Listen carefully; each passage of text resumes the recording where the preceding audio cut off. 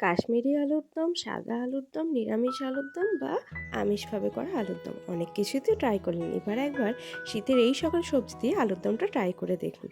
এর জন্য আমি নিয়েছি বিট, গাজর, ধনেপাতা, মেথি পাতা, মটরশুঁটি, কাঁচা লঙ্কা আর টমেটো, আর অবশ্যই আলু তো আছেই। আর এই রংবাহারি শীতের সবজির থালাটা কত সুন্দর দেখতে লাগছে দেখো শুধু। টেস্টও হয় এর অসাধারণ। তার জন্য আমি সব সবজির আগে সেদ্ধ করে নিয়েছি। এরপর কড়াইয়ে দিয়ে দিয়েছি পরিমাণ মতন তেল, তাতে ফোড়নে দিয়ে দেব তেজপাতা আর 5 ফোড়ন, আর দিয়ে দেবো কাসুরি মেথি। তোমরা বাজারে যে মেথি পাতা পাওয়া যায় সেটাও কিন্তু ইউজ করতে পারো। টমেটোটাও কিন্তু আমি ওর সঙ্গেই সেদ্ধ করে নিয়েছিলাম। আর দিয়ে দেব আদা একটু গ্রেট করে। আর কোনো সবজি লাগবে না, টমেটোটা একটু ভালো করে স্ম্যাশ করে দিও, একটু টক টক ফিলিংস আসবে। আর দিয়ে দিলাম পরিমাণ মতন হলুদ আর শুকনো লঙ্কার গুঁড়ো, আর ওতে দিয়ে দেব ধনেপাতা। এরপর আর কিচ্ছু না, জাস্ট কষাতে থাকবে, কখনো আঁচ বাড়িয়ে কখনো আঁচ কমিয়ে।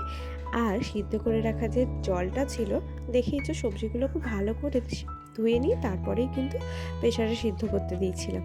তার যে স্টক ওয়াটারটা ছিল সেটা কিন্তু একদমই ফেলো না, সেটা রেখে দিও। তোমাদের ইচ্ছা হলে এতে কিন্তু একটু টমেটো কেচাপও দিয়ে দিতে পারো। একটু টক মিষ্টি না হলে কিন্তু জমবে না। যতক্ষণ না তেল ছাড়ছে এইভাবেই কিন্তু কষিয়ে যেতে হবে। আর যত কষাতে থাকবে এর টেস্ট হবে কিন্তু খুব সুন্দর। এই যে দেখছো আমি একটু এই কষা তরকারি রেখে দিলাম, এটাই কিন্তু হয়ে যাবে ভেজিটেবিল চপের ভেতরের পুরটা। আর এরপর আমি দিয়ে দিলাম স্টক ওয়াটারটা। তারপরে তরকারিটা ফোটার সময় আরও একটু ধনেপাতা দিয়ে দিলাম।